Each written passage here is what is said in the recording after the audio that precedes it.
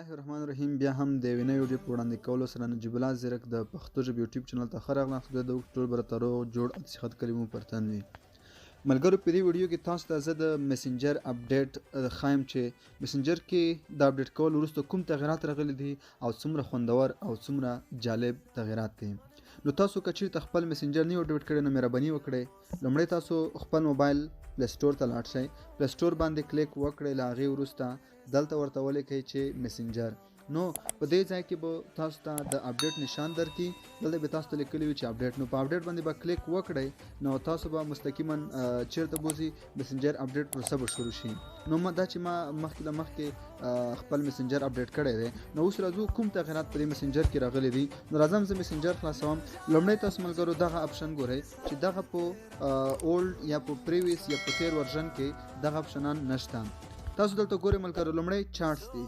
دغه کله چې تاسو یو چا سره میسیجونه کړي وي نو هغه تاسو نه په د فرند لیست کې ښکته تیر شوي وي. تاسو په دې باندې کلیک وکړئ، تاسو مستقیما هغه چارټ ته بیایي. دوهم کالز، کله چې تاسو ته یو څوک زنګ وهي او تاسو هغه نه وي لیدلی، ځواب مو نه وي ورکړی، نو په کالز باندې زنګ وکړئ. هغه چا چې تاسو زنګونه کړي وي هغه لیستونه، هغه نفر لیست دلته تاسو ته ښایي. د هغې نه وروسته دریم اپشن چې د پیپل، هغه خلک چې څوک انلاین دي هغه تاسو دلته لیدلی شئ. سټوریز، هغه چا چې سټورۍ په فیسبوک کې پورته کړي دي نو تاسو د هغو سټورۍ ته له دې ځای هم لنډ تللی شئ.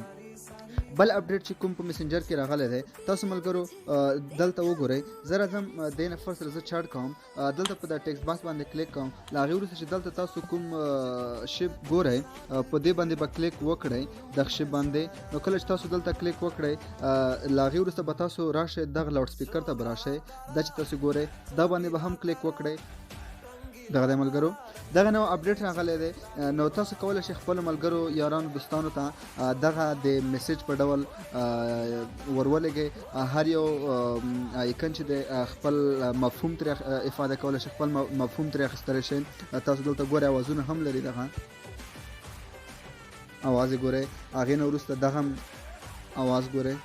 هر یو تاسو بیله بیله څنګه کولی شئ لیدلی شئ.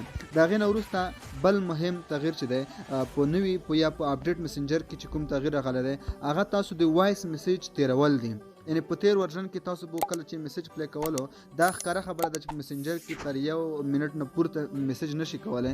نو دلته که تاسو ته څوک میسیج وکړي یا تاسو چاته میسیج وکړئ وغواړئ چې یوې مفهوم لرونکې خبرې ته زر ځان ورسوئ، نو تاسو کولی شئ د خپل وایس پلی کړئ. له پلی کولو نه وروسته یې تیر کړئ. نو تاسو ګورئ ملګرو چې کوم باندې زه کلیک وکړم تر هغه ځای پورې خبرې څنګه کېږي تیریږي. دغه د میسنجر نوی اپډیټ. تر نورو ښایسته ویډیوګانو لپاره زما یوټیوب چینل تعقیبوئ تر څو تاسو ته نوي اپډیټس چې هغه په هرې میډیا کې راځي تاسو ته زر په تیزۍ سره په یوټیوب کې وړاندې کړم او ویډیو نورو ملګرو سره هم